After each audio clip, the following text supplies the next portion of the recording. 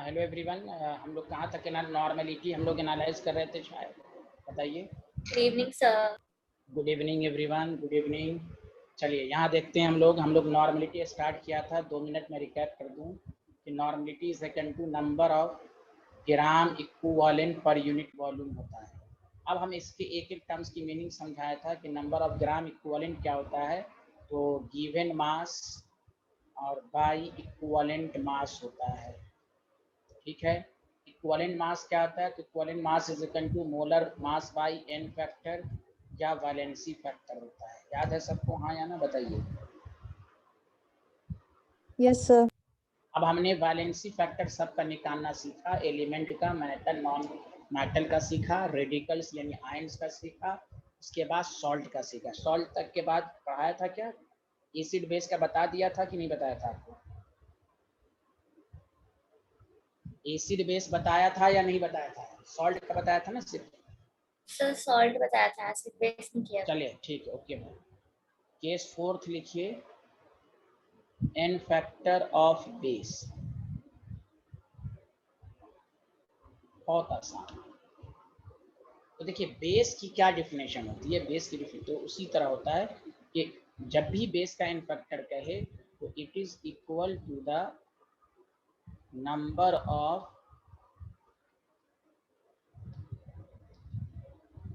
Hydroxyl ion given by that base. बस आप base का एन फैक्टर निकालना है तो आप हाइड्रोक्सिल आयन को देख लीजिए, मतलब OH माइनस। पहले एक दो दफा गौर से सुनिए, hydroxyl ion given by that base. समझ में बात आई, हाँ या ना, जल्दी बताइए। तो बेस का एन फैक्टर किसके बराबर होता है, हाइड्रोक्सिल आयन के बराबर होता है। ओके, डेवी, नदियान, दियांशु, गुलामी, अस्नेहा, सुहानी, उर्वशी, बताइए। Yes sir. Yes sir. Very good, लिखिए। तो बस डिफिनेशन छोटी छोटी है, आपको ध्यान देना।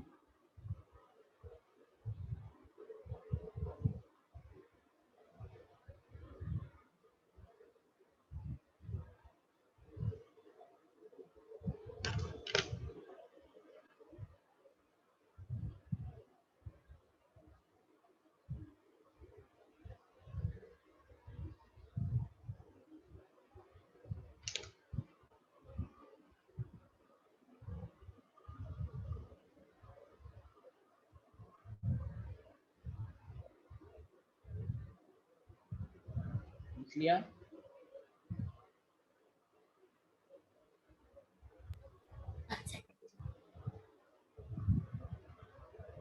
एवरीवन कंप्लीटेड दिस लाइन, बोलिए हाँ या ना।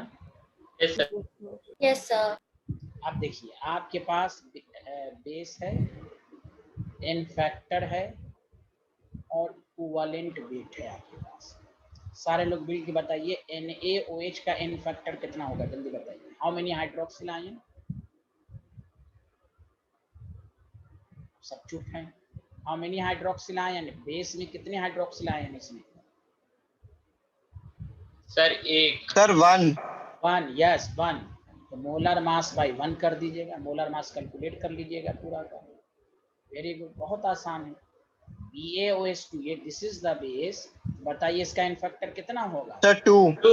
2। बस बस आपको पहचानना है कि एसिड कौन है, बेस कौन है, सॉल्ट कौन है। AlOH3, बताइए इसका एन फैक्टर कितना होगा? 3। Molar mass by 3। बस आप पढ़ते रहिए, आपको आता रहेगा, कोई टफ नहीं है। हेलो एवरीवन, सबको समझ में आया? साइंटिस्ट लोग बताइए। Yes sir. Yes sir. Good.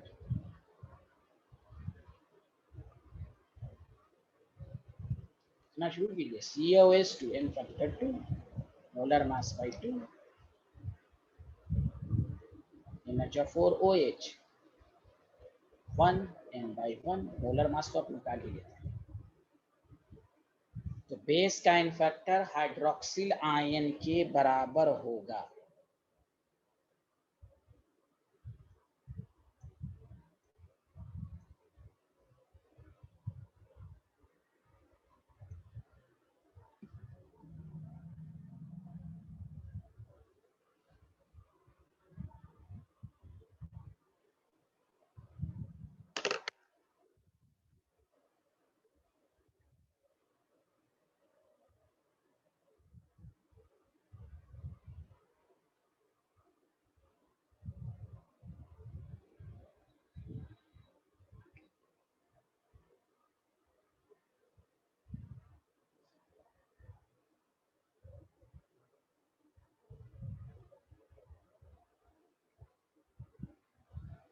लिख लिया तो बताइए। Sir, done. डन। कोई डाउट है इसमें? किसी को कोई डाउट है? साइंटिस्ट लोग बताइए। No, sir. No, sir. हाँ, वेरी गुड। एक लास्ट केस हम लोग पढ़ते हैं, case 5th, n factor of acid. बताइए एसिड की क्या डिफिनेशन होती है? जो H प्लस दे, बस इट इज इक्वल टू, बस वही रहने, it is equal to number of H plus release bye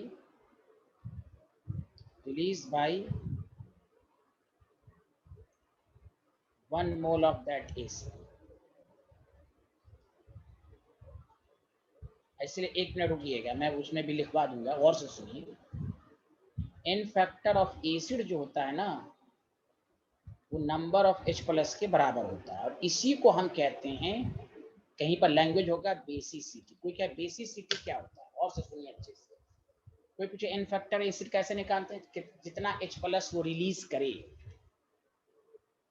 उसी को बेसिसिटी कहते हैं। सिमिलरली मैं यहाँ पर लिख देता हूँ, आप लोग भी लिख लीजिएगा कि n फैक्टर ऑफ बेस को कहते हैं एसिडिटी। इसके बराबर होता है ये, जल्दी बताइए, एसिडिटी। और एसिडिटी किस पर डिपेंड करेगा? Number of hydroxyl ion. किस पर डिपेंड करेगा? जल्दी बताइए। हेलो एवरीवन, समझ में आया? Yes, sir. Yes. कहीं कहीं पर ये टर्म्स डायरेक्ट लिख देगा, n factor of acid is equal to basicity, तो आप हो सकता है कंफ्यूज हो जाएं, इसलिए याद रखिए कोई नई बात नहीं है। बेसिसिटी वही होता है जो नंबर ऑफ H प्लस को एसिड देता है। एसिड है तो बेसिसिटी की बात होगी, बेस है तो एसिडिटी की बात होगी। Did you understand everyone? Yes, sir. लिखिए। डेविन आ रहा है समझ में? Devin, Yes, sir.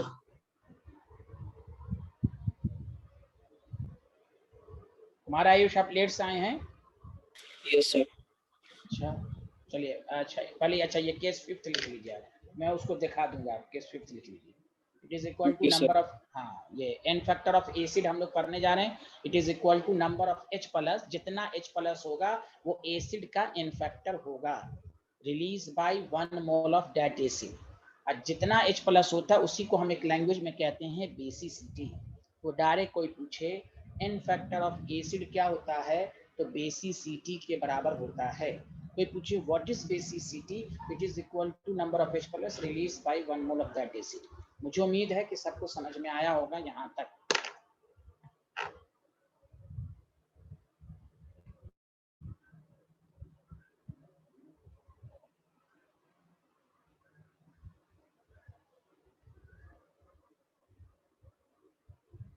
Has everyone noted down this slide or understand everyone? Yes, sir. Kumar Ayush आपने लिख लिया साइंटिस्ट? Sir, लिखना sir. हाँ लिखिए लिखिए। Yes, sir, लिखिए. अच्छा 1 मिनट, आप इसका स्क्रीनशॉट ले लीजिए।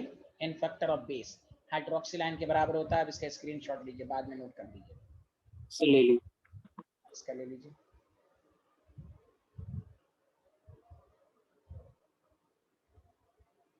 Sir, done. Done, thank you. अब सुनिए, एसिड का जो n फैक्टर होता है, सारे लोग सुनिए। एसिड है आपके पास, n फैक्टर है आपके पास, और आपके पास इक्विवेलेंट वेट है। तो बहुत आसान है। बताइए HCl में कितना H प्लस आएगा, जल्दी बताइए। 1. Sir, 1.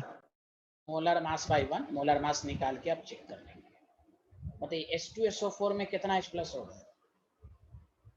Sir, 2. 2. m/2 molar mass निकालने के। H2S में एसिड है, देख लीजिए एसिड है ना, नॉन, हाँ एसिड है, हाँ तो H प्लस है। बताइए हाउ मेनी n फैक्टर? 2. 2. 2 बोलिए ना, सब लोग मिलके बोलिए 2, m/2। वेरी गुड, बहुत अच्छे आदमी हैं आप लोग। HI बताइए how many n factor? 1. Sir, 1. 1, तो m/1, सॉरी हाँ m/1। अच्छा H3PO4 how many n factor? 3. Sir, 3. इतने तेज हैं, कौन कहता है आप खराब हैं भाई, आप लोग माशाल्लाह, very good. H3PO3 how many n factor? Sir, 3. 3। अब यहाँ पर जादू है, बंगाल का जादू है यहाँ पर। अब इसको मैं समझाऊंगा आपको कि why H3PO3 has to an effect. This is important. तो इसमें सतर्क रहना है, सावधान। पहले यहाँ तक लिखिए जल्दी से।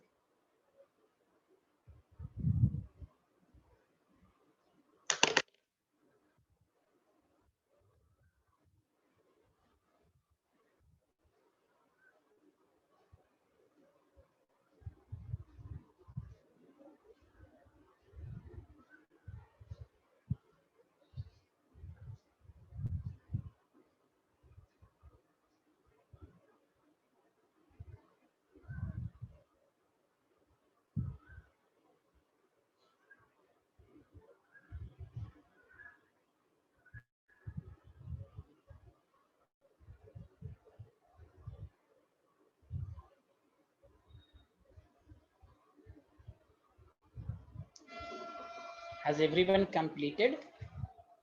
Done, sir. सुहानी, उर्वशी, सबको Yes, समझ sir. में यहाँ तक सबको समझ में आया कि नहीं? जल्दी बताइए सारे लोग। Yes, sir. Yes, sir. Very good. अब सुनिए, लिखिएगा नहीं। H3PO3 का H3PO2 है। 3 दिखने में लगता है, n फैक्टर 1 है। So what is the reason? देखिए H3PO4, H3PO3 मैंने लास्ट में लिखा है, इसमें कंसेप्ट है और मैं बहुत आसानी से कंसेप्ट आपको समझा दूंगा, आपको समझ में भी आएगा। पहले लिख लीजिए साहब।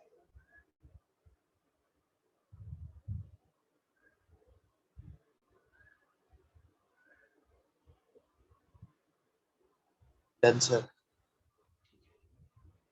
एक लिख लीजिए H2CO3 कार्बोनिक एसिड 2 है तो 2 है M/2, ये भी लिख लीजिए। कार्बोनिक एसिड M/2 H2CO3 लिख लिया तो बताइए।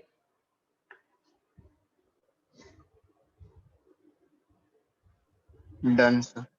चलिए अब सुनिए, 5 मिनट अच्छे से मेरे भाषण को सुनेंगे आप। एसिड का इन फैक्टर है सर H+ के बराबर होता है, लेकिन H3PO4, H3PO3 और H3PO2 में ऐसा क्या है, तो मैं उसका लॉजिक देता हूँ। और आज जो लॉजिक दे रहा हूँ उसको समझ के डायरेक्ट याद कर लीजिए। अब मैं आपको बता दूं, ये IIT में एक दफा नहीं 10 दफा पूछ चुका है। ये IIT और नीट के एग्जाम का ये बहुत ही फेवरेट क्वेश्चन है। S3 ये तीनों एक दफा नहीं 10-12 दफा पूछ चुका है, इतना इंपॉर्टेंट है, इसलिए इस पर खास ध्यान देना है। इसके पीछे लॉजिक क्या है वो भी मैं आपको बताने जा रहा हूँ। देखिए नॉर्मेलिटी में अब तक जो हम लोगों ने पढ़ा, और से सुनिएगा कि नॉर्मेलिटी के लिए आपको इक्विवेलेंट मास आना चाहिए। इक्विवेलेंट मास होने के लिए आपको n फैक्टर आना चाहिए, और n factor acid base salt का डिफिनेशन बहुत ही आसान है। बेस का OH के बराबर होता है, एसिड का H+ के बराबर होता है, सॉल्ट का केटायन और एनायन पर चार्ज के बराबर होता है। कोई टफ चीज नहीं पढ़ा है आपने। अब आइए केमिस्ट्री में आप याद रखिए एसिड 2 तरह की होती है। सारे लोग का ध्यान है, हाँ या ना जल्दी बताइए। Yes, sir. Deven, Yes, sir. Deven, Kumar, Ayush, सबका ध्यान है ना? देखिए प्लीज, Yes, sir. देखिए हाइड्राइस, अब नॉलेजफुल गौर से सुनिए। हाइड्रा एसिड की पहचान याद रखिए केमिस्ट्री में, नॉन मेटल होगा और उसमें हाइड्रोजन, इसमें कोई लोचा नहीं है। हाइड्रा एसिड में नॉन मेटल और हाइड्रोजन, इसमें n factor is equal to number of H+, और number of H+ exactly number of hydrogen के बराबर है। HCl हाइड्रा एसिड है, HBr हाइड्रा एसिड है। देखिए non metal hydrogen, H2S hydra acid है, समझा कि नहीं, HI ये सब है। डायरेक्टली जितने हाइड्रोजन होंगे उतने ही H+ होंगे। Did you understand everyone? हाँ या ना जल्दी बताइए। कोई बोल ही Yes, नहीं रहा। sir. सब लोग बताइए, समझ में आया यहाँ तक हाइड्रा एसिड पहचानना? जैसे Yes, sir. HCl, हाँ, HBr, HI, H2S, सच पूछे तब मैं आगे बढ़ूंगा। हाइड्रा एसिड की पहचान होती है नॉन मेटल एंड हाइड्रोजन, उसका भी n फैक्टर H+ के बराबर और H+ एग्जैक्टली हाइड्रोजन के बराबर। Did you understand?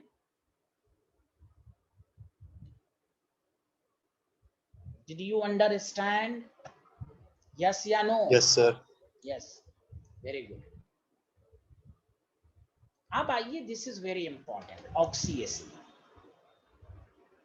Oxy acid की जो पहचान होती है, सुहानी, उर्वशी, ध्यान है आपका, प्लीज बताइए। Yes, sir. हाँ, non metal oxygen plus hydrogen. H2SO4 acid है, ऑक्सी एसिड है। ये मत समझिए हमको टफ है, ये सब पीरियोडिक टेबल में आपको पढ़ाया जाएगा।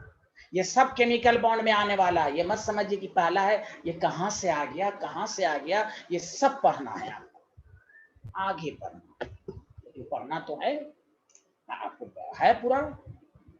तो व्हाट इज द पहचान of oxy acid? Non metal oxygen and hydrogen. बताइए आया समझ में कि नहीं आया, जल्दी बताइए।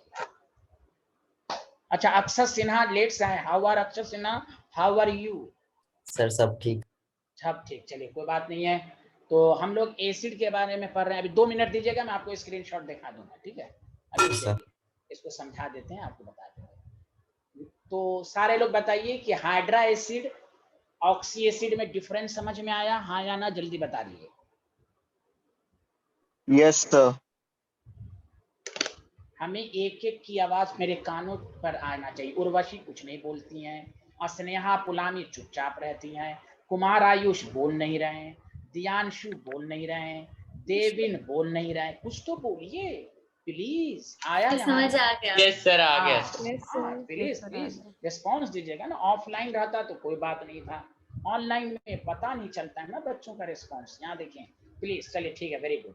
तो कोई क्या एग्जांपल दीजिए। H2SO4 ऑक्सी एसिड है, हाँ या ना, जल्दी बोलिए। है non metal oxygen hydrogen? Yes sir, Yes, है। sir. HClO4 देखिए है H2CO3 है, HNO3 है। आप सुनिएगा लॉजिक और घबराइएगा नहीं, पूरा पेशेंस के साथ सुनिएगा। हम अच्छे से बताएंगे, अब बहुत ही अच्छे से सिखाएंगे। नॉट रट, हम आप वक्त बचाना चाहते तो मैं कह देता कि ये 3 को रट लीजिए, H3PO4 होता है, याद कर लीजिए। मैं अपना टाइम बचा लेता, नहीं तो फिर आपको अच्छे से समझ नहीं आएगा। और से सुनिए, ऑक्सी एसिड में प्लीज सुनिए, ऑक्सी एसिड का एन फैक्टर वही आंसर तो सब में H+ ही रहेगा, लेकिन जानते हैं आप number of H+ number of OH के बराबर होगा। हाइड्रा एसिड में H+ किसके बराबर होगा, जल्दी बताइए, किसके बराबर? Number of hydrogen ions. Number of hydrogen. हाँ, और देखिए लॉजिक सुनिए, H2SO4 हम लोग 9-10 तक रटे हुए 2 H+ देता है। पूछ दीजिए 4 ऑप्शन देके 2 H+ क्यों देता है? Due to the presence of 2 hydrogen. 90% student उसी पर टिक मारेगा, 2 हाइड्रोजन की वजह से। नो, अब आप 11th में हैं, आपकी नॉलेज इंक्रीजिंग होनी चाहिए। 2 H+ इसलिए दिया, इसमें 2 OH हैं। मैं आपको प्रूफ करूंगा। सर हमें कैसे पता चलेगा OH है? आप केमिकल बॉन्ड में आपको स्ट्रक्चर बनाना है आपके सिलेबस में, हम उसका शॉर्ट ट्रिक्स देंगे, लेकिन हम भी अभी भी आपको डायरेक्ट बताएंगे कि कितने OH हैं। आप घबराएं नहीं, लेकिन ये लॉजिक सब याद रखें कि H2SO4 ऑक्सी एसिड है, ये 2 H+ 2 हाइड्रोजन की वजह से नहीं दिया, 2 OH की वजह से दिया। HNO3 ऑक्सी एसिड है, ये 1 H+ दिया, हाइड्रोजन की वजह से नहीं दिया, OH की वजह से दिया। डिड यू अंडरस्टैंड एवरीवन, हाँ या ना, जल्दी बताइए। Yes, sir. Sir. Yes, sir. अब आइए सर, हमें ऑक्सी एसिड में कैसे पता चले कि उसमें कितने OH हैं? मैं आपको बता देता हूं, बहुत आसान।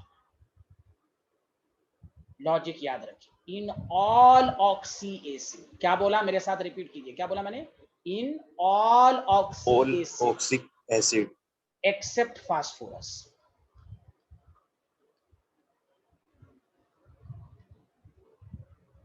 एकदम कोई रटने की जरूरत नहीं। Number of H+ number of OH के बराबर और number of OH number of hydrogen के बराबर। जैसे H2SO4, कैसे H2SO4 में 2 है मैं आपको बता देता हूँ।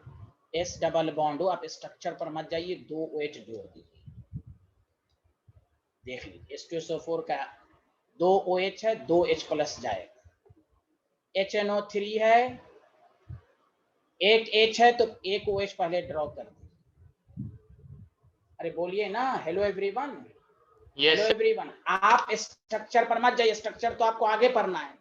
हमें कंसेप्ट सिखाना है कि ऑक्सी एसिड का H+ किस पर डिपेंड करता है। Did you understand everyone? अरे बोलिए ना। Yes, sir. Yes, sir. हाँ, ये तो पढ़ना ही है सिलेबस में। अब इस बात में मैं यहाँ डबल बॉन्ड क्यों, सब सिखा दूंगा मैं। ऑक्सीजन जब भी अकेला होता है, केमिस्ट्री का रूल है डबल बॉन्ड बनाएगा, ऑक्सीजन बीच में आएगा तो सिंगल बॉन्ड बनाएगा। आपको मैं सिखाऊंगा, घबराएं नहीं आप। देखिए एक OH है, कहाँ H है, एक OH की वजह से H+ रिलीज करेगा। तो फास्फोरस को छोड़कर जितनी भी ऑक्सी एसिड हैं, सब में याद रखिए जितना H उतना OH होगा। एकदम याद रखिए, जितना H उतना OH उतना H+। अब आइए सर फास्फोरस में क्या होगा। जैसे आपको कोई कहे H2SO3 ऑक्सी एसिड है, डायरेक्ट कहिए N फैक्टर 2। क्यों N फैक्टर 2 है बताइए? 2H की वजह से कि 2OH की वजह से, जल्दी बताइए। 2OH के वजह से। 2OH।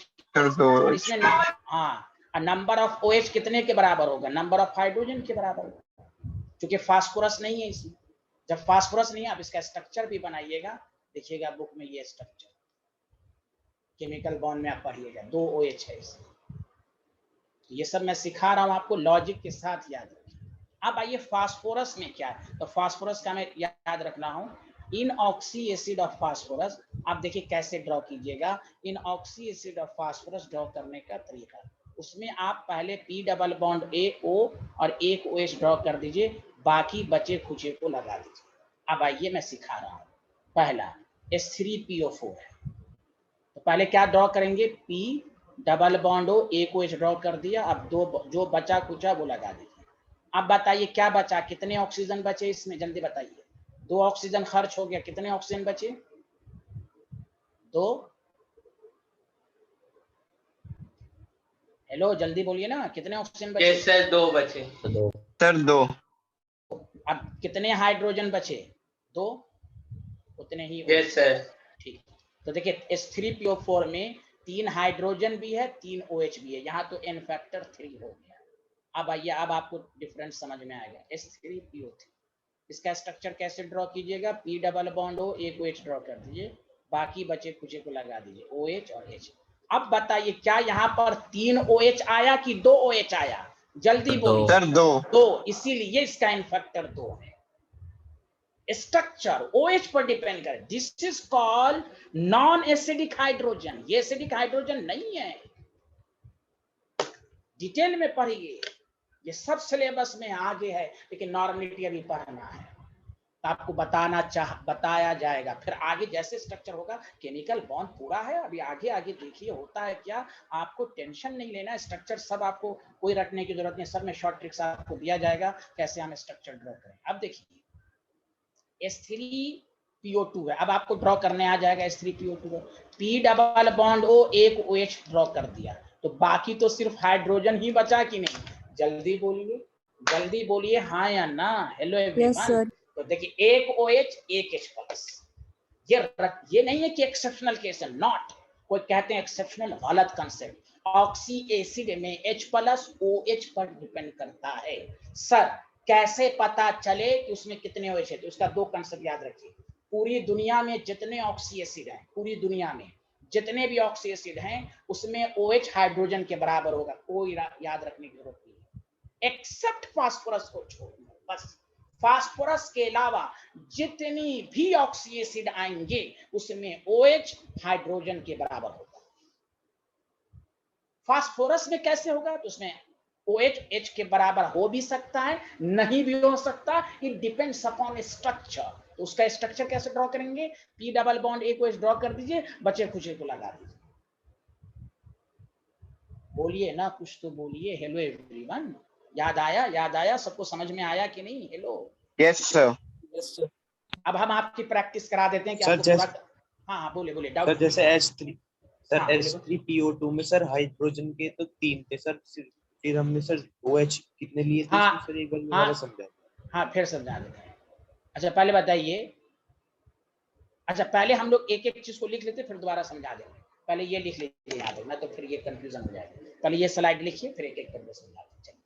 इस स्लाइड के बाद फिर समझाएंगे, लिखिए। ऐसे अभी तक कुछ कुछ समझ में आया कि नहीं आप लोगों को? अभी तो और क्लियर होगा। कुछ कुछ आया, कुछ कुछ आया। Yes, sir. ठीक है। Yes sir.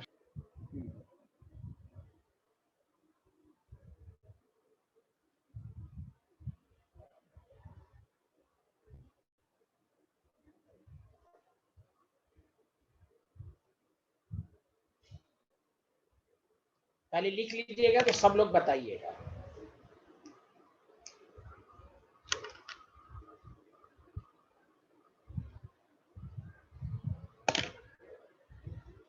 लिख लिया सर। सब लोगों ने लिख लिया? देवीन, अक्षत, कुमार, पुलामी, स्नेहा, सुहानी, अतियान।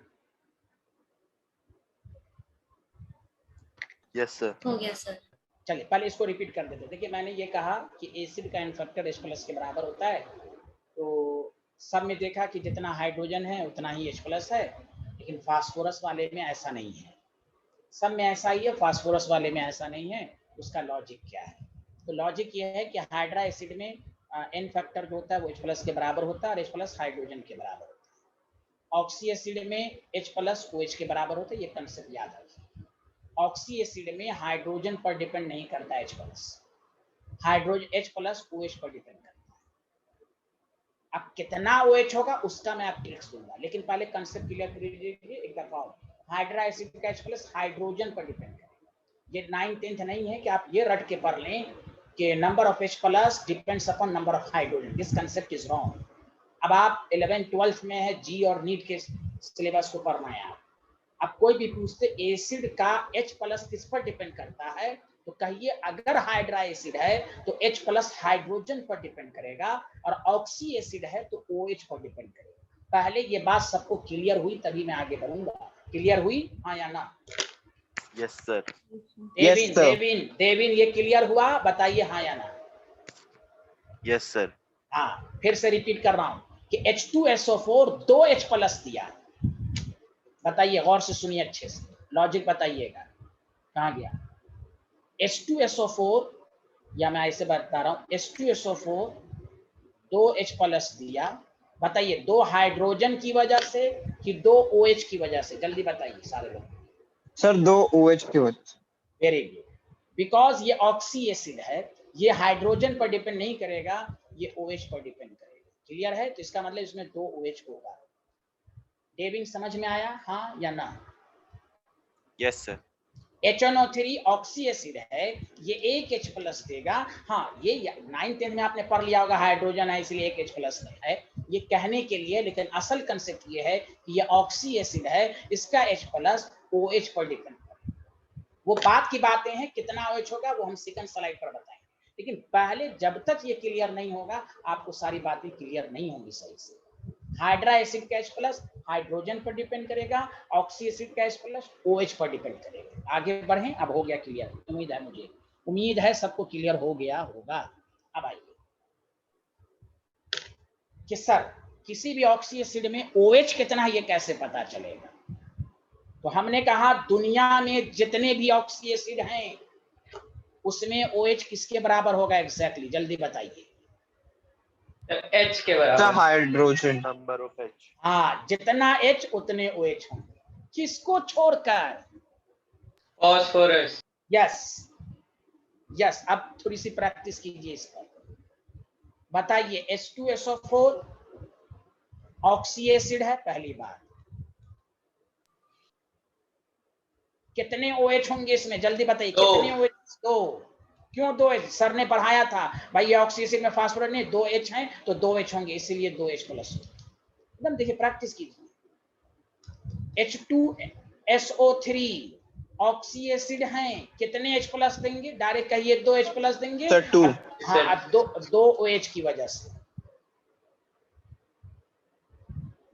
H2CO3 ये भी है, 2 ऑक्सी एसिड है, 2 H+ देगा 2 OH की वजह से। HNO3 है, ऑक्सी एसिड है, 1 H+ देगा, 1 OH होगा इससे। बताइए, प्रैक्टिस हो गई कि नहीं हुई? जल्दी बताइए। अब देख लीजिए, H2SO4 में 2 OH है, 2 हाइड्रोजन नहीं है, हाइड्रोजन अकेला नहीं है। कंसेप्ट समझिए, ये याद करने के लिए एक तरीका हो सकता है, कंसेप्ट नहीं है ये। तो कोई भी पूछे ऑक्सी एसिड में कैसे पता चले कि कितना OH है, तो उसका ट्रिक्स दीजिए कि दुनिया में जितने भी ऑक्सी एसिड होंगे उसमें OH हाइड्रोजन पर ही डिपेंड करेंगे, एक्सेप्ट फास्फोरस को। बताइए अब आपको अच्छे से आया या नहीं आया, बताइए सारे। यस सर सर आया। आ गया। चलिए लिखिए, यहाँ तक लिखिए फिर आगे बढ़ते हैं। यहाँ तक लिखिए, हम इसकी प्रैक्टिस कराएंगे और अच्छे से। पहले लिखिए, सुहानी सिंह आया, उर्वशी आया, अक्षत आया, कुमार आयुष आया। Yes sir. Yes sir.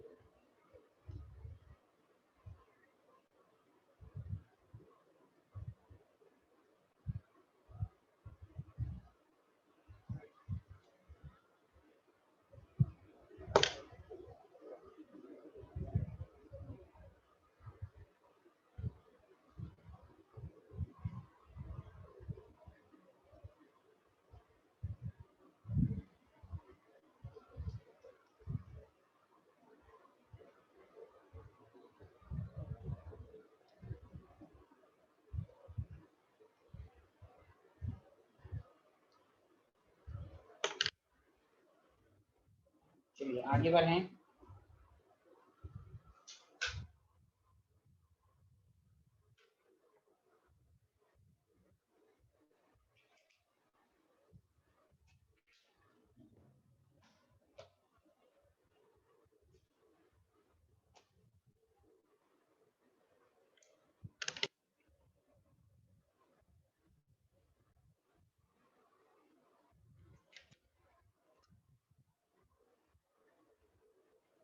हाँ लिख लिया, बताइए आगे बढ़ें।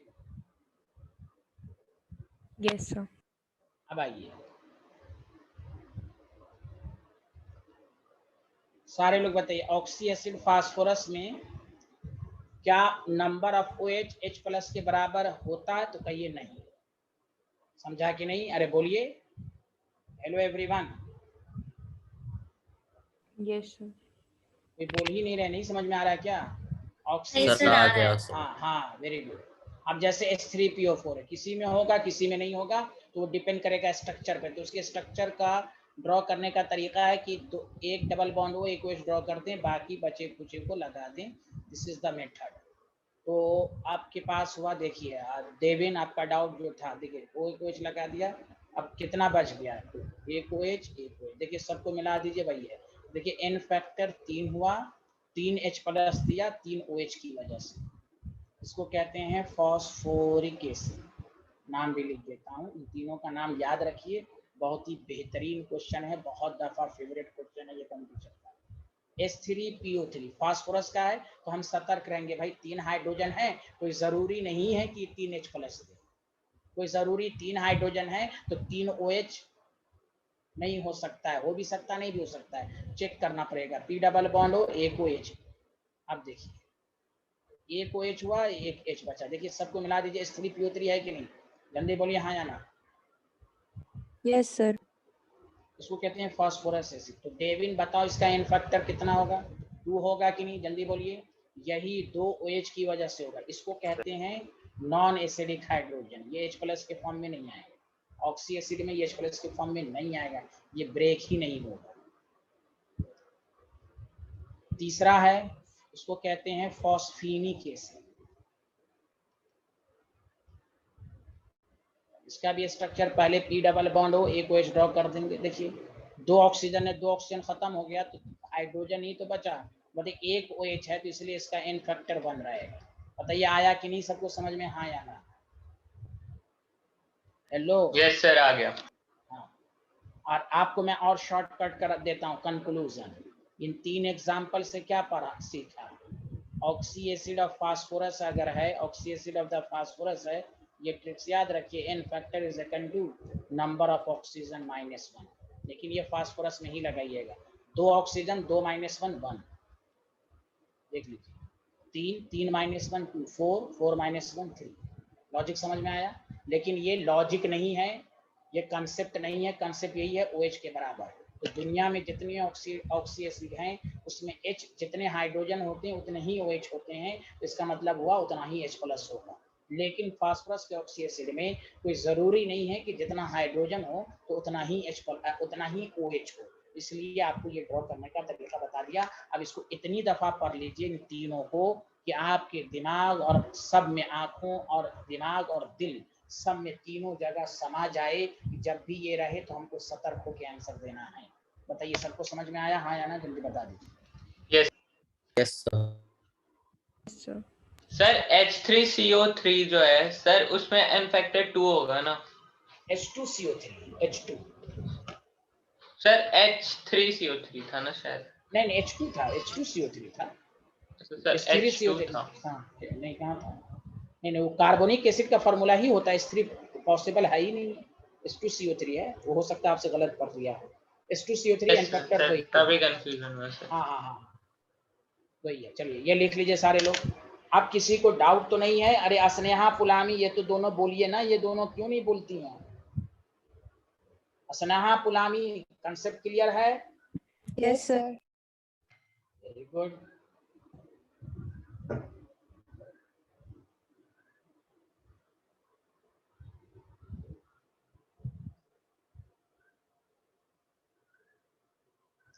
Done, sir.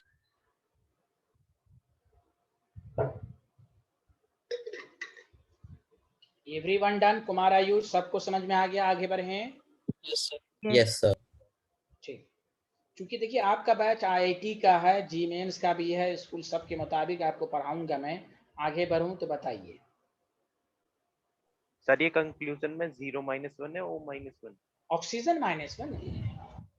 आप बहुत अच्छे आदमी है भाई, बहुत अच्छा क्वेश्चन पूछते हैं। ऑक्सीजन लिख लीजिए। चलिए ऑक्सीजन -1 कंक्लूजन में, लेकिन ये कंसेप्ट नहीं है, ये मैंने ऐसे लिख दिया। ये हर जगह अप्लाई मत कर दीजिएगा प्लीज। ये मैंने ऐसे याद करने का मैं तरीका सब बताता हूँ कि आप कैसे याद रखिए, है ना? चलिए आगे बढ़ें तो बताइए सारे लोग। Yes sir. वेरी गुड, बहुत अच्छे आदमी हैं आप लोग। चलिए आगे बढ़ते हैं। देखिए एक कंसेप्ट और है जो मैं बहुत जबरदस्त कंसेप्ट देना चाह रहा हूँ, गौर से सुनिएगा, लिखिएगा नहीं, टॉपिक डालिएगा कि ये भी पूछ चुका, equivalent weight of acid in chemical reaction. Topic डालिए। इक्विवेलेंट एसिड का किसके अंदर निकाल रहे हैं आप? जल्दी बताइए किसके अंदर निकालना है? एसिड के अंदर, सॉरी केमिकल रिएक्शन के अंदर। टॉपिक डालिए। इस पर भी प्रीवियस ईयर में क्वेश्चन आ चुके हैं।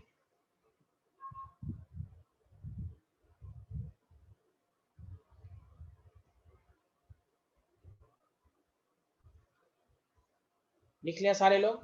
Hello everyone. Yes, sir. Yes sir. Please सुनिए क्वेश्चन। देखिए क्वेश्चन कैसे देगा, ध्यान दीजिएगा, लिखिएगा नहीं। सारे लोगों से रिक्वेस्ट है, स्क्रीन को देखिए, प्लीज मत लिखिएगा।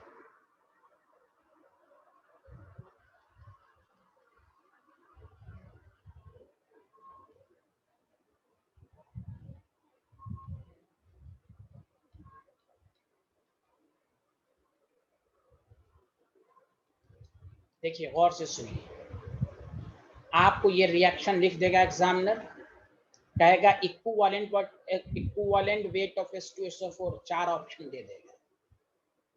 सारे लोग गौर से सुनिएगा। आपसे पूछा जाए H2SO4 का इक्विवेलेंट वेट निकालो, तो molar mass by n factor कितना होगा? जल्दी बताइए। एसिड है तो 2 होगा, हाँ या ना? जल्दी बताइए। यस सर 2 होगा। m/2 हो जाएगा, 98/2 49 आ जाएगा। अब यहाँ देखिए, यहाँ H2SO4 का जानते हैं n फैक्टर 1 आप लिखें, 2 नहीं लिखेंगे। क्यों? और से रिएक्शन में देखिए, इसका एक H प्लस एक OH से रिएक्ट कर रिप्लेस किया, तभी तो देखिए यहाँ पर NaHSO4, इसका एक H बच गया, ये एक ही H प्लस दे रहा है। यहाँ देखिए 2 मोल OH है तो ये 2 H प्लस दिया, तो 2 OH से कंबाइन करके देखिए ये नॉर्मल सॉल्ट बना दिया। तो यहाँ पर n फैक्टर हो गया 2। H2SO4 का यहाँ इस रिएक्शन में 1 है, यहाँ 2 है। बातें समझ में आई कि नहीं आई? Hello everyone. Yes sir. नहीं आई? कोई बात नहीं, दोबारा बता देते हैं। देखिए एसिड जब रिएक्शन के फॉर्म में दिया रहे, दोबारा सुनिए, ऐसे कोई पूछे व्हाट इज द इक्विवेलेंट? कोई H2SO4 अकेला है? Nothing nothing. तो 2 है n factor, number of H plus. अब सुनिए, रिएक्शन में एसिड का n factor is equal to number of H plus replaced by base. Base ने, तो बताइए यहाँ कितने OH माइनस है, जल्दी बताइए। एक। Yes, sir. Yes, sir. अच्छा, अब प्रोडक्ट को देख लीजिए, NaHSO4, ये सॉल्ट है कि एसिडिक सॉल्ट है, जल्दी बताइए। तो नॉर्मल सॉल्ट है कि एसिडिक सॉल्ट है, जल्दी बोलिए। हम उस दिन सिखाया था ना आपको, नॉर्मल सॉल्ट की क्या एसिडिक। हाँ, नॉर्मल सॉल्ट की क्या डिफिनेशन है? ना प्योरली H प्लस हो, ना प्योरली OH हो। तो यहाँ H प्लस, H की वजह से ये कौन सा सॉल्ट है, जल्दी बताइए। Acidic salt. Acidic.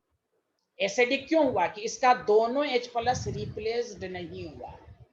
2 H plus है, लेकिन एक ही H प्लस एक OH से कंबाइन किया, तो देखिए एक ही वाटर बना। यहाँ 2 H प्लस 2, देखिए 2 लिखा हुआ है, 2 OH से कंबाइन करके देखिए NO2SO4 बनाया। इसका मतलब इसका दोनों H प्लस कंज्यूम्ड हो गया, इसलिए नॉर्मल सॉल्ट बनाया। यहाँ 2 H प्लस में एक ही H प्लस रिप्लेस्ड हुआ, एक H plus as it is ही है, इसलिए इसका एन फैक्टर 1 है, यहाँ पर एन फैक्टर 2 है। एक ही सब्सटेंस का एन फैक्टर अलग अलग भी हो सकता है ड्यूरिंग केमिकल रिएक्शन। बोलिए, आया समझ में कि नहीं आया अभी? हेलो एवरीवन, आया समझ में? कुमार, आयुष, sir. अक्षत, Deven, Yes, sir. Yes, sir. Yes, sir. हाँ, घबराना नहीं, भी और एग्जांपल देंगे, रुक जाइए, अभी लिखवा भी देंगे, रुक जाइए। जैसे मिसाल देता हूँ, सुनिए अच्छे से, बताइए। पहले डायरेक्ट बताइए, H3PO4 का एन फैक्टर जल्दी बताइए। फास्फोरस का है, सतर्क रहिए। H3PO4 डायरेक्ट बताइए। 3. हाउ मेनी है? 3। Very good, 3. 3 है, वेरी गुड। अब सुनिए, लिखना नहीं है, रुक जाइएगा अभी। NaH2PO4, आप तो प्रोडक्ट ही से समझ जाइए, समझ जाइए कि इसका पूरा H प्लस रिप्लेस नहीं हुआ, बच गया है। आप रिएक्शन ही से समझ जाइएगा कितना है। देखिए 3 तरीके से मैं लिख रहा हूँ, H3PO4 NaOH Na2H, इसका मतलब इसमें भी पूरा H प्लस रिप्लेस नहीं हुआ है। तीसरा केस देखिए, H3PO4 प्लस NaOH, अब यहाँ देखिए Na3, क्या इसमें कोई H प्लस बचा? बोलो, कोई H प्लस बचा? नहीं। इसका एन फैक्टर, इसका बताओ, इसका एन फैक्टर यहाँ पर कितना बोलोगे? सारे लोग मिलकर बोलो, जल्दी बोलो आप रिएक्शन में। Sir, 3. ऐसे 3 है। तुम्हारा आयु फिर से देखो, Sir, 2. Sir, 2. 2 है। और लोग बताएं, 3 हो गया, 2 हो गया, एक और बच जाएगा, क्या बचेगा? Sir, 1. यानी अब तक नहीं समझ में आया। चलो यहाँ देखिए, मैं दोबारा समझा रहा हूँ। H2SO4 में कितने H प्लस हैं? ऐसे 2 H प्लस हैं। Yes, sir. बोलिए ना भाई, सारे लोग मिलके बोलिए। अक्षत, देवेन, कुमार, आयु, सारे लोग Yes, यहाँ sir. देखें। How many H plus in H2SO4? 2 H plus हैं। तो भाई 2 Yes, sir. H प्लस हैं, तो 2 H प्लस हैं, लेकिन एक ही OH है। यहाँ एक H प्लस बच रहा है ना, इसका मतलब 2 H प्लस रिप्लेस्ड नहीं हुआ है। एक ही H प्लस इसका खर्च हुआ, एक H प्लस बच गया, इसलिए NF। यहाँ कोई H प्लस है? कोई H प्लस है इसमें? No, sir. तो इसका मतलब इसका दोनों H प्लस रिप्लेस्ड हो गया, इसलिए इसका एन फैक्टर 2 है। तो क्वेश्चन को समझा करें, जब रिएक्शन दे देगा तो n factor of acid, number of H plus, आगे का लाइन, रिप्लेस्ड बाय बेस, तो एक OH एक ही H प्लस से रिएक्शन करेगा, इसलिए इसका एन फैक्टर 1 है। यहाँ 2 OH 2 H प्लस से रिप्लेस रिएक्शन करेगा, इसलिए एन फैक्टर 2 है। इसलिए यहाँ पर देखिए कोई H प्लस नहीं है। यहाँ एक H प्लस बचने का मतलब हुआ कि इसका मतलब ये है कि एन फैक्टर 1 है। उसी तरह यहाँ देखिए, आप बता दो, बताओ H3PO एन फैक्टर, आप बता दो जल्दी से। अब बताओ यहाँ पर H3PO4 का एन फैक्टर क्या होगा इस रिएक्शन में, जल्दी बताएं। सर 1. Sir, 1। 1. यहाँ पर बताओ एन फैक्टर 2. Sir, 2। 2. यहाँ बताओ Sir, 3। 3. 3. अब समझ में आया कि नहीं आया, जल्दी बता दो। Yes, sir. हाँ, ऐसे कोई पूछे कंफ्यूज नहीं हो, ऐसे कोई पूछे H3PO4 n फैक्टर 3, लेकिन जब रिएक्शन में दिया हो तो देख लीजिए कि यहाँ 2H2 है, 2H प्लस बच गया, इसका मतलब एक ही n फैक्टर है। यहाँ एक H बचा, इसका मतलब 2H n फैक्टर होगा। यहाँ कुछ भी नहीं है तो तीनों H प्लस इसके तीनों H से रिएक्ट कर लिया। बताइए आप समझ में आया कि नहीं आया, जल्दी बताएं। यस सर आ गया। आप बताइए, एक एक स्टूडेंट बताइए। कुमार आयुष, अदियान, देविन, अक्षा, दियांशु, कुलामी, स्नेहा, सुहानी, बताइए। Yes sir. सर आ गया।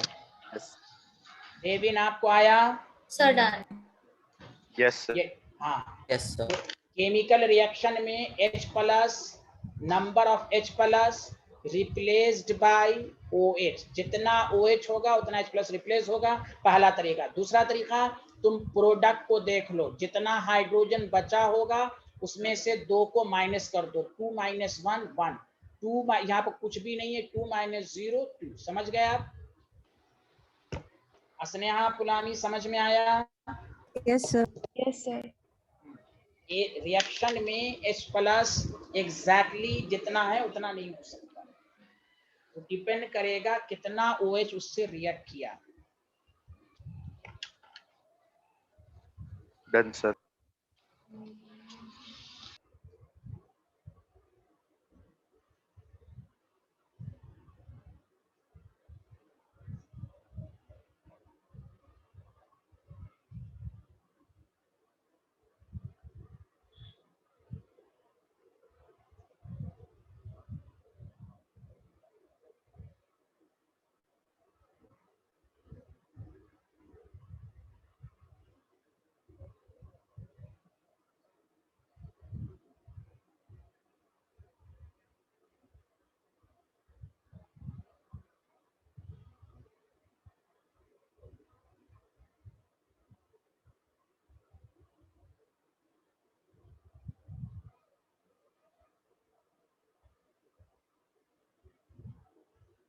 लिख लिया?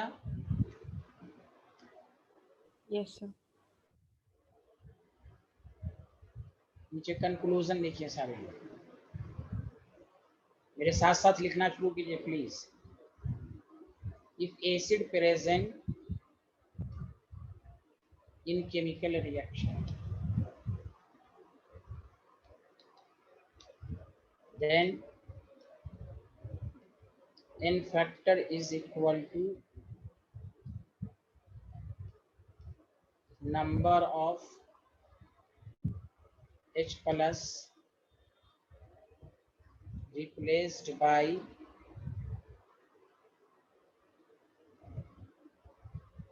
बेस। बेस ने कितने H प्लस को रिप्लेस किया? 1 मोल है तो 1 H प्लस को रिप्लेस करेगा तो n फैक्टर 1 होगा। 2 मोल है तो 2 H प्लस को रिप्लेस करेगा, n फैक्टर 2 होगा। 3 मोल है तो 3 H प्लस को रिप्लेस करेगा, n फैक्टर 3 होगा। क्लियर है? हाँ या ना? अभी भी डाउट है तो पूछ लीजिए। सबको अच्छे से आया या नहीं आया बता दीजिए प्लीज। आ गया सर। आ गया। अच्छा बताइए H2S का n फैक्टर कितना, जल्दी बताइए इसको देखकर। H2S का n फैक्टर कितना, डायरेक्ट बताइए। How many H? 2। 2। अच्छा आप देखिए, आप बताइएगा, गलत मत दीजिएगा प्लीज सारे लोग, प्लीज।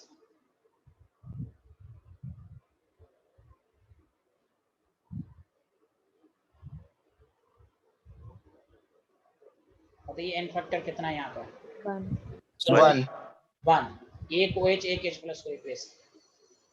यहाँ देखिए हाइड्रोजन बच गया। अगर ये नॉर्मल सॉल्ट बनता तो NO2S होता, तो यहाँ 2 NaH होता, तब आप जाके 2 H प्लस होता। समझ में बात आई? हाँ या ना? आप समझ में बात आई सबको?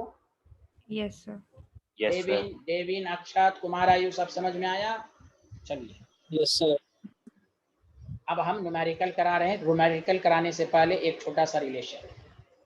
तो देखिए इस चैप्टर का टफ पार्ट खत्म होने जा रहा है, जो सबसे ज्यादा कंसंट्रेशन पे न्यूमेरिकल बहुत था, बाकी में अब टाइम नहीं लगेगा।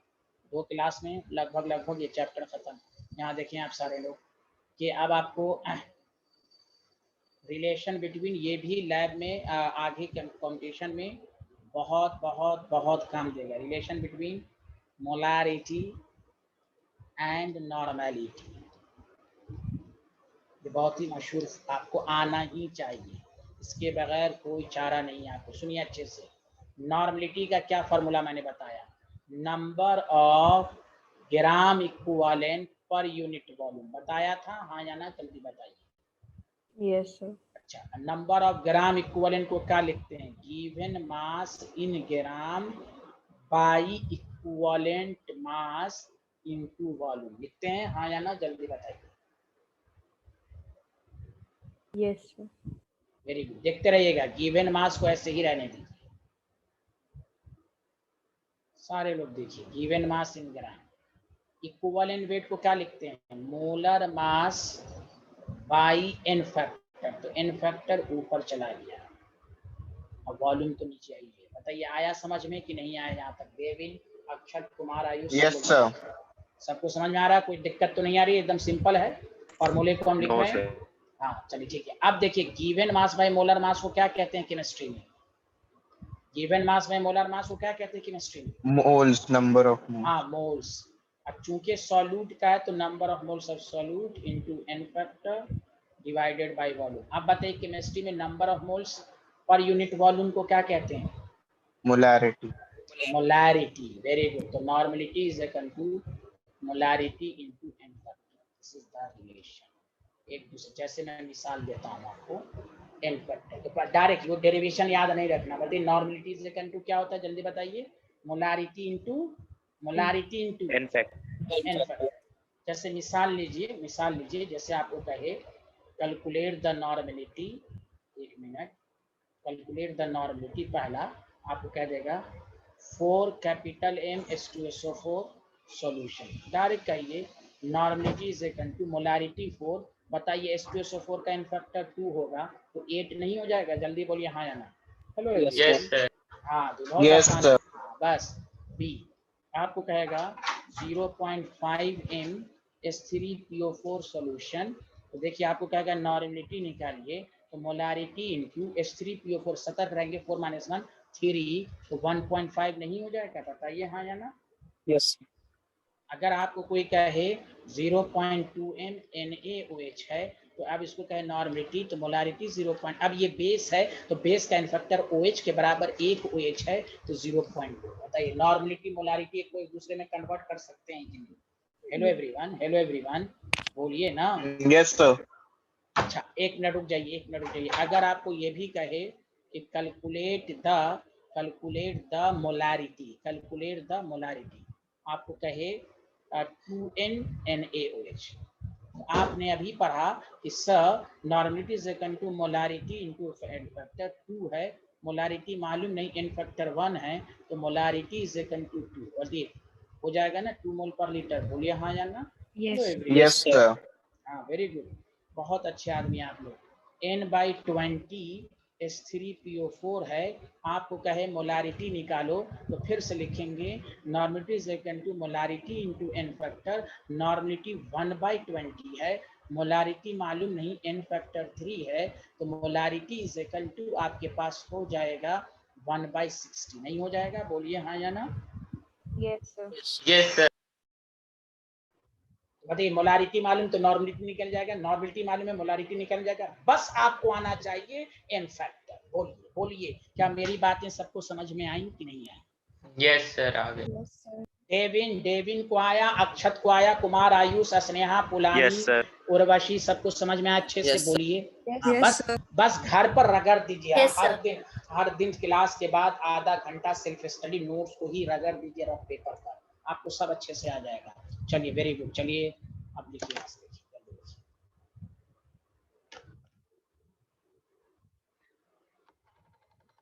पर डे पढ़िए, सब हो जाएगा, कोई टफ नहीं है। पाता है वही मोती जो छूता है गहराइयाँ, मेहनत करने से सब हो जाएगा। और उसी दिन पढ़िए, आधा घंटा पर डे केमिस्ट्री पढ़ दीजिए, कम से कम जो टीचर पढ़ा रहा आया उसी को, उसके बाद आपको जितना टाइम मिले उतना पढ़िए।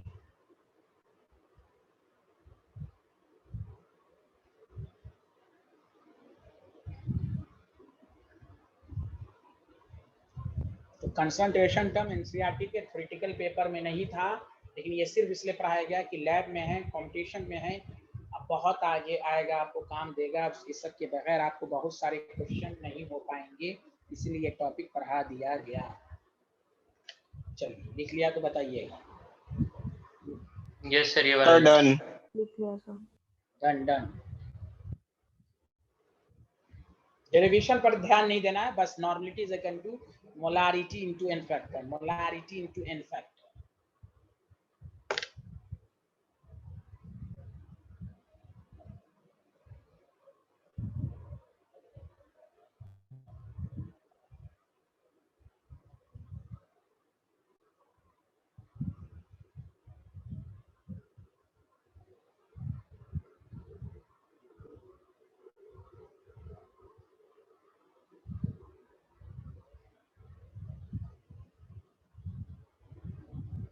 सर नॉर्मेलिटी की को तो कोई यूनिट नहीं होती ना? नहीं, क्यों नहीं होगी, ग्राम इक्विवेलेंट पर लीटर लिख लीजिए, ग्राम इक्विवेलेंट पर लीटर। अरे ना, ग्राम इक्विवेलेंट पर लीटर, ग्राम आप मोलैरिटी को कहेंगे मोल्स पर लीटर, इसको क्या कहेंगे? ग्राम इक्विवेलेंट पर लीटर, ग्राम इक्विवेलेंट पर litre. Okay student, hello. Yes sir. क्या अक्षर सिन्हा आ रहा है ना आपको scientist? Yes, sir.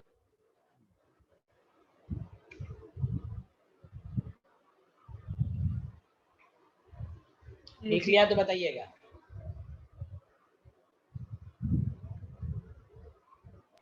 Yes sir, लिखिए। ये लिखिए।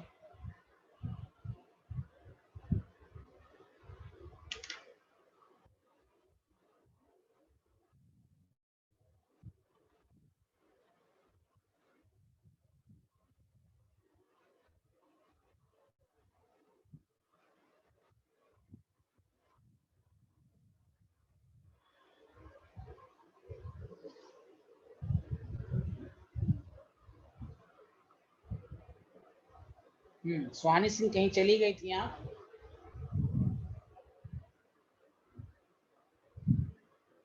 सुहानी यस सिंह। सर, मेरे इंटरनेट में बहुत ज्यादा प्रॉब्लम आ रही अच्छा, है, तो वो बार-बार डिस्कनेक्ट ओके होता ओके रहता है। ओके, ठीक है ठीक है। देव, किसी को कुछ लिखना है तो बताइए, स्क्रीनशॉट ले ले। लिख लिया ये slide? Yes sir. Yes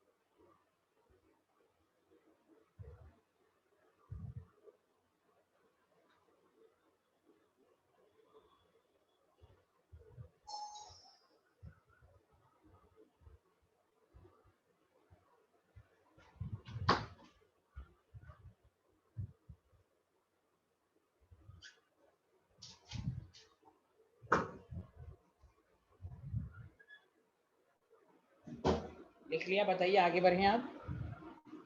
yes sir. चलिए एक छोटा सा क्वेश्चन करके आगे बढ़ते हैं। इसमें भी देखिए, सारे लोग और से सुनिए, इसमें भी आपको याद रखिए डाइल्यूशन फार्मूला वही होगा। डाइल्यूशन फार्मूला अब पढ़ा था ना, M1V1 इज, तो यहाँ पर भी क्या होगा? N1V1 इज इक्वल टू क्या हो जाएगा, जल्दी बताइए, N2V2। क्लियर है? हाँ या ना, जल्दी बताइए।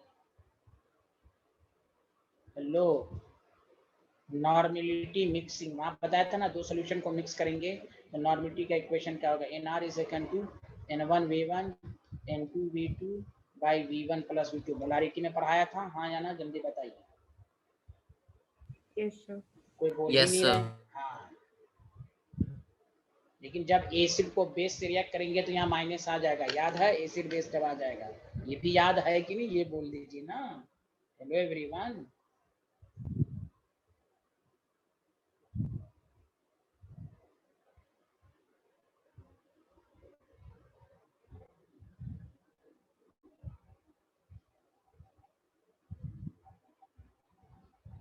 सर, इससे पहले वाला पेज दिखाना। Okay,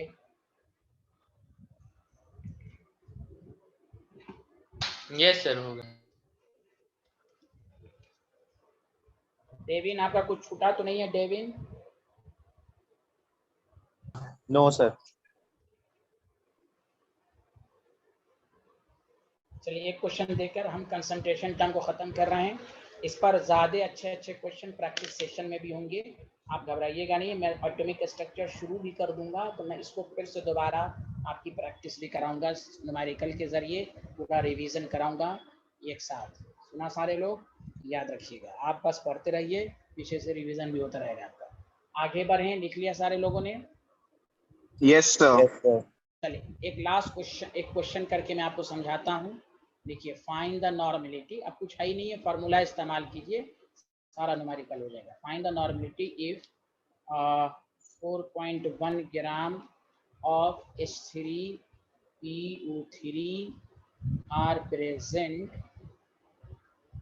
in 100 ml solution। पहले लिख लीजिए नॉर्मेलिटी कैसे निकालते हैं। बस अब आपको, आप इतने मैच्योर आप हो चुके हैं, अब 11th में इतनी क्लास कर चुके हैं आप कि अब आपको फार्मूला मालूम होना चाहिए नॉर्मेलिटी का। पहले लिख लीजिए, मैं आपको समझाता हूँ। आपको तो आता ही होगा, फिर भी तुम्हारा आयुष सब कुछ समझ में आ रहा है, क्लियर हो रहा है, हाँ या ना? यस। ठीक है, तो बताइए सारे लोग मेरे साथ साथ रिपीट कीजिए। नॉर्मेलिटी का फार्मूला बोलिए तो प्लीज। क्या होता है फार्मूला, जल्दी बताइए। Number Molarity into. अरे हमने मोलारिटी और नॉर्मेलिटी में relation Sorry, sir. What does mean by the sorry, what does mean by sorry? Teacher कुछ बोल रहा है, आम बोल रहा है, तुम इमली बोल रहे हो। हमने पूछा नॉर्मेलिटी का फॉर्मूला। कोई पूछे अगर आपसे कि नॉर्मेलिटी मोलारिटी में क्या रिलेशन है, तब आप बोलिएगा normality is equal to molarity into N factor. Normality निकालने का क्या तरीका है? Number of gram equivalent of solute divided by, बोलिए सारे लोग, volume of solute. Very good, ये ओरिजिनल फार्मूला हुआ। फिर हम इसको क्या करेंगे, ब्रेक कर देंगे। नंबर ऑफ ग्राम इक्विवेलेंट को क्या लिखते हैं? Given mass in gram by equivalent weight into volume in solution. Mass आपको देखिए सॉल्यूट का 4.1 ग्राम दिया हुआ है, हाँ या ना, जल्दी बताइए। तो हम क्या करेंगे, H3PO3 का इक्विवेलेंट वेट। देखिए इक्विवेलेंट वेट नहीं मालूम, मैं इसलिए जानबूझ के न्यूमेरिकल दिया हूँ। ये क्यों इक्विवेलेंट वेट का यूज होना जरूरी है, क्यों जानना जरूरी है? तो मोलर मास, तो मोलर मास निकाल लेंगे। 3 प्लस फास्फोरस का 31, 48, 82, तो मोलर मास है 82। आप सारे लोग मिलके बोलो H3PO3 का एन फैक्टर। सतर्क रहना, कितना H3PO3 का एन फैक्टर? 1 2 3, जल्दी बोलो। 2, वेरी गुड। तो देखिए इक्विवेलेंट वेट 41 आया। सारे लोगों को समझ में आ रहा है, हाँ या ना, जल्दी बताइए। यस।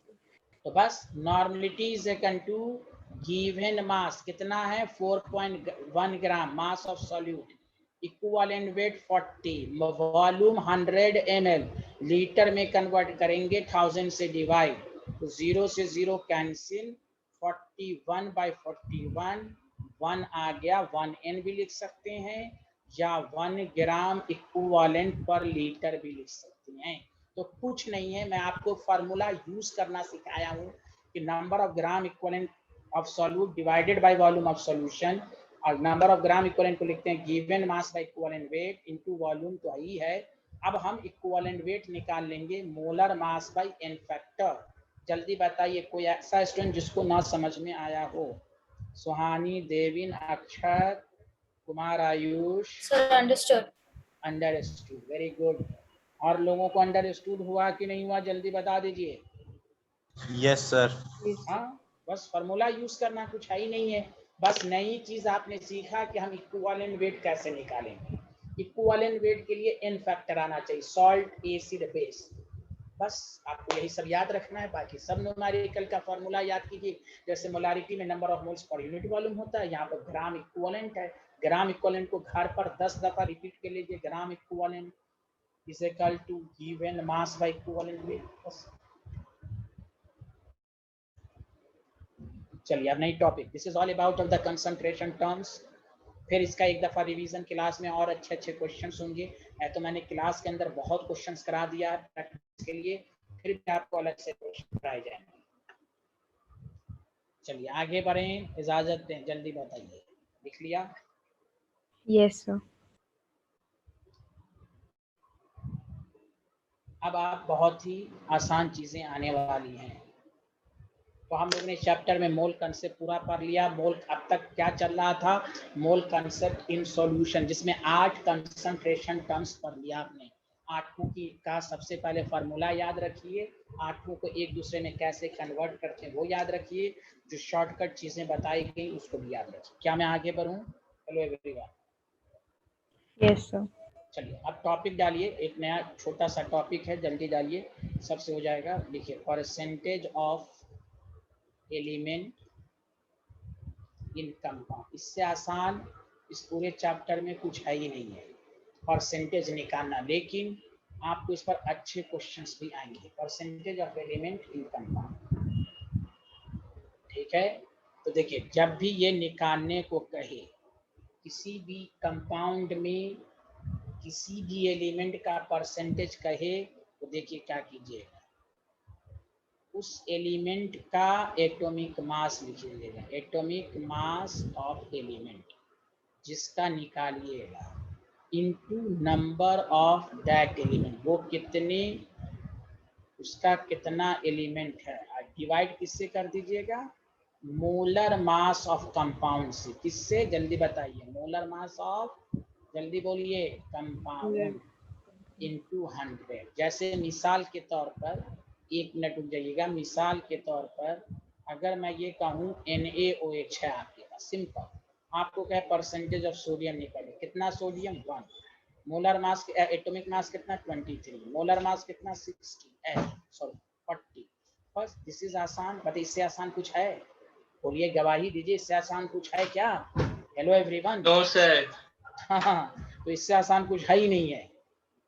अरे कुछ तो बोलिए मेरे साथ, हाँ में हाथ तो मिलाइए आप कम से कम। Yes, आया? sir. हाँ, वेरी गुड, जल्दी लिखिए, इससे आसान कुछ है ही नहीं है। लेकिन इस पर शानदार क्वेश्चन भी करेंगे, एक टिपिकल क्वेश्चन देता है इस पर, मैं आपको बताऊंगा।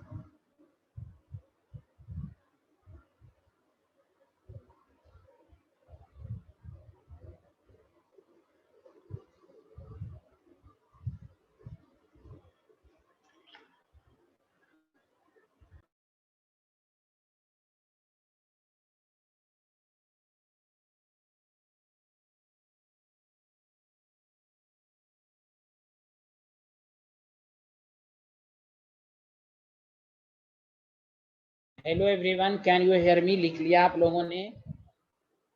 Yes, sir. Yes. Yes sir. अक्षर समझ में आया आपको? Yes, sir. अब जैसे देखिए, यूरिया, यूरिया का फॉर्मूला मैं 10 दफा लिख चुका हूँ, NH2CONH2। सारे लोग देखिए, अगर परसेंटेज ऑफ नाइट्रोजन पूछे तो नाइट्रोजन कितने हैं 2, एटॉमिक मास कितने 14, मोलर मास 60 × 100। समझा? इसको सॉल्व कर लो, कोई दिक्कत तो नहीं हो रही है, जल्दी बता दीजिए आप। अच्छा, इसी में परसेंटेज ऑफ हाइड्रोजन पूछता तो हाइड्रोजन 4, हाइड्रोजन का मोलर मास 60 × 100 कैंसिल, 2 2 ज़ा 2 3 ज़ा 20/3 कितने हो जाएंगे 66.6% ये हो जाएंगे।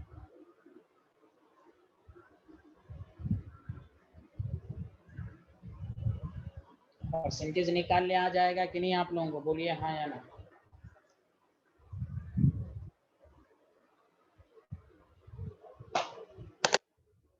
एक क्वेश्चन मैं आपको दे रहा हूँ, वो निकाल के दिखाइए।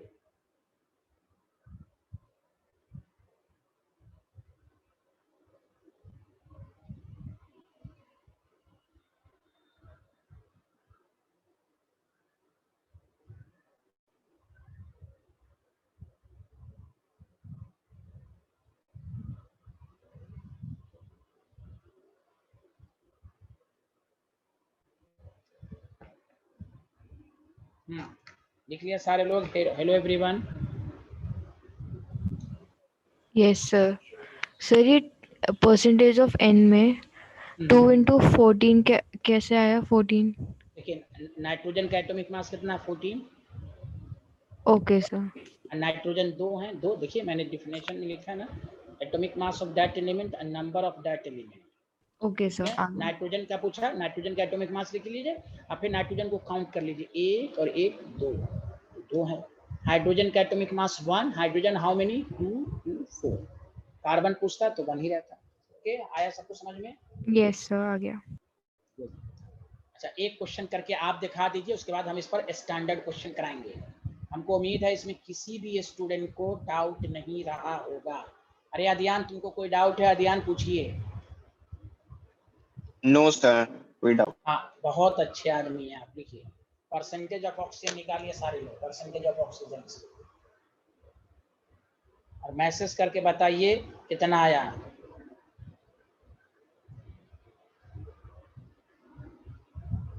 गुलामी और स्नेहा, परसेंटेज निकालने आया आपको?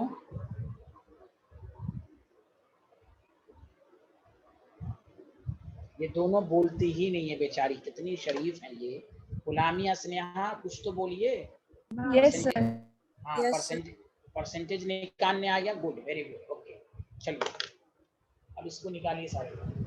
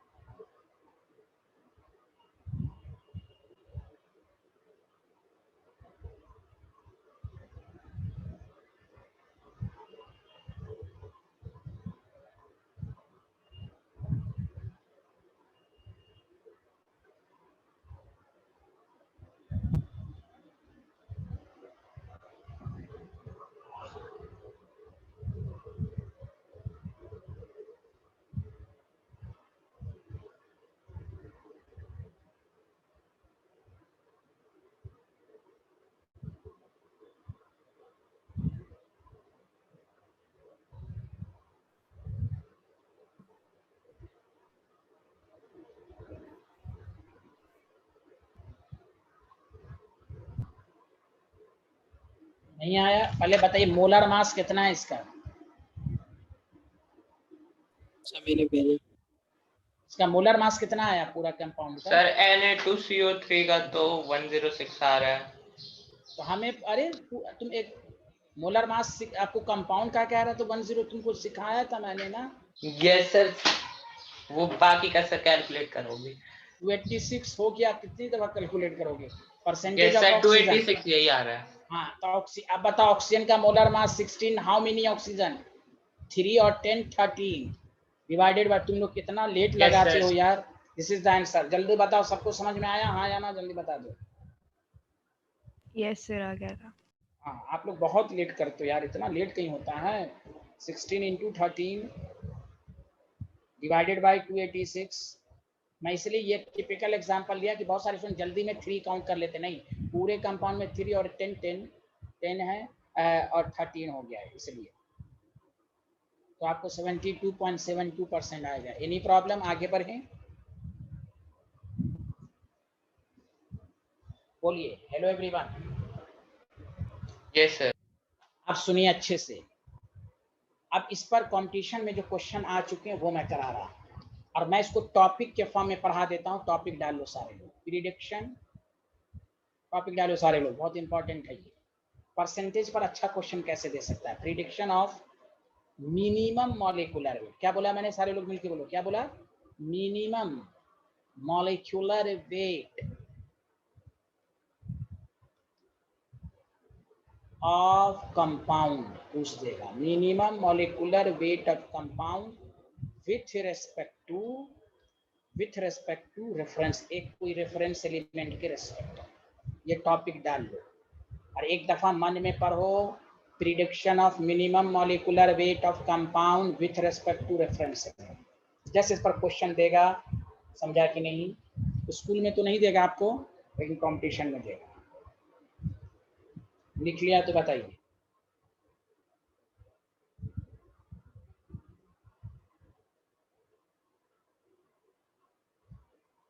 सर लिख लिया। टॉपिक डाल लिया। अब सुनिए क्वेश्चन की लैंग्वेज, सुनिए क्या कहेगा, लिखिएगा नहीं। एन इंसुलिन कंटेन्स, गौर से सुनिएगा सारे लोग, कंटेन्स 3.2% सल्फर बाई मास। कह देगा calculate the minimum molecular weight of insulin. तो समझ जाइएगा क्या कंसेप्ट इस्तेमाल होगा। गौर से सुनिए, टॉपिक को देख लीजिए। एक रेफरेंस एलिमेंट के रिस्पेक्ट में फार्मूला नहीं देगा इंसुलिन का, नहीं होता भी नहीं है, और होता भी है तो ऑर्गेनिक कंपाउंड है, ये बहुत ही टिपिकल फार्मूला होता है। इसलिए मैंने कहा देख ले topic, prediction of minimum molecular weight of the compound with respect to reference element. ये रेफरेंस एलिमेंट कौन है? सल्फर की मदद से ओवरऑल कंपाउंड का मोलर मास निकाल। इसको भी आप परसेंटेज ऑफ एलिमेंट से ही करेंगे। समझ में बात आई? क्वेश्चन हाँ या ना, जल्दी बताइए। सर रिपीट कर दो पर। हाँ, मैंने क्वेश्चन पहले लिखे, मैं तो अभी समझाया नहीं हूँ। ये पूरा वर्ड लिख देता हूँ। N insulin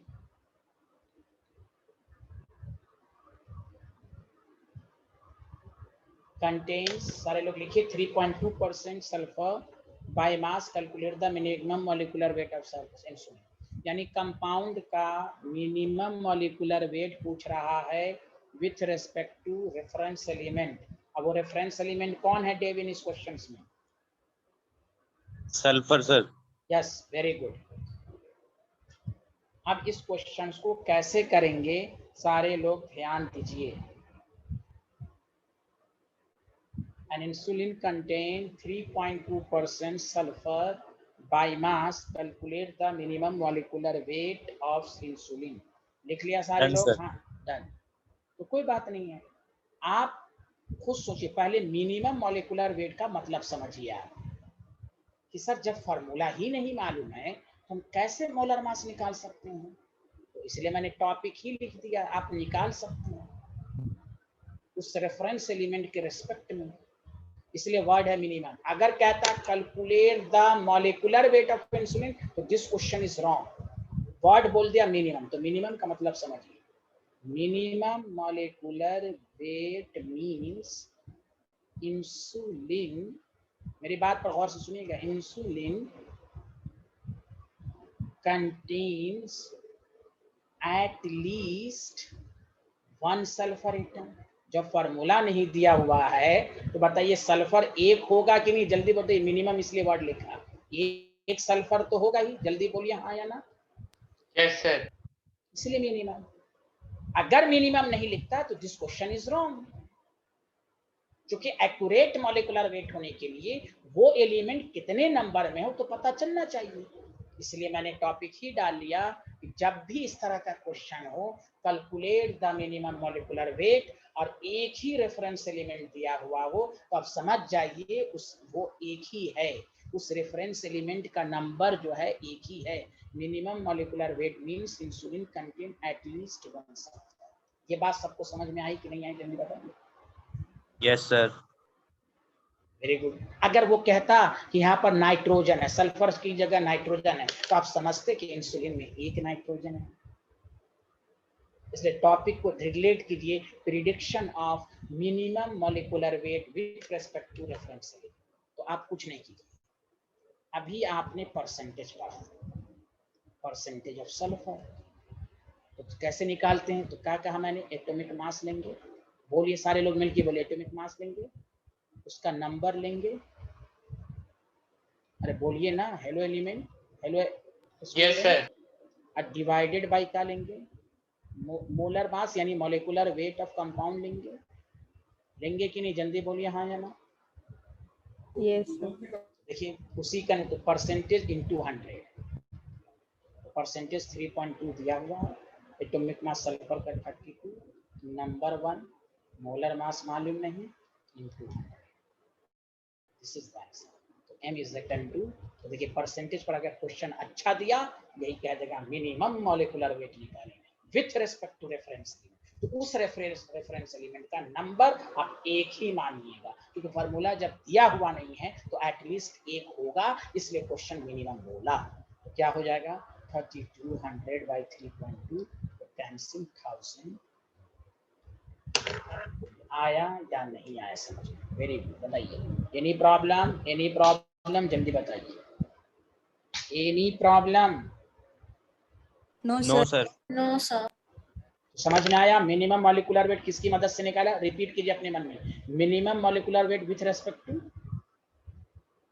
with respect two sulphur reference element. यहाँ सल्फर दिया हुआ तो सल्फर को हम 1 मानेंगे, तो इसलिए मिनिमम का वर्ड दिया। अगर मिनिमम नहीं लिखता तो इट इज टू डिफिकल्ट, हम क्वेश्चन का आंसर नहीं दे पाते। तो फार्मूला जरूर लिखता या वो मेंशन कर देता इतने सल्फर है, अगर वो कहता। लेकिन यहाँ मिनिमम का मतलब है कि 1 सल्फर मानेंगे। चलिए लिख लीजिए। अच्छे से समझ में आया? देविन, आप समझ में आया? Yes sir.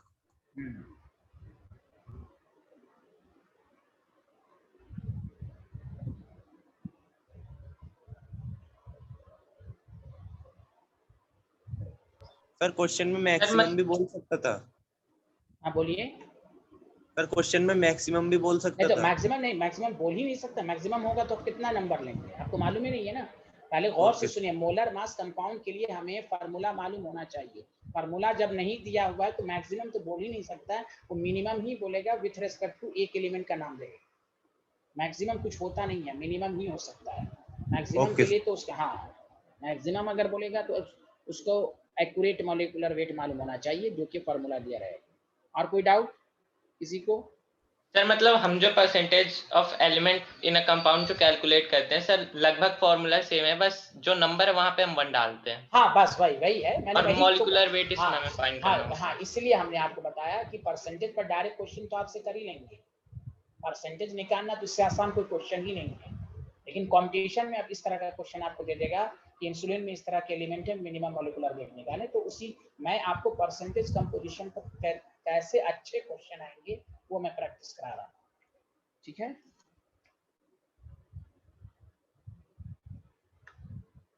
यस सर, ठीक है। आगे बढ़ें।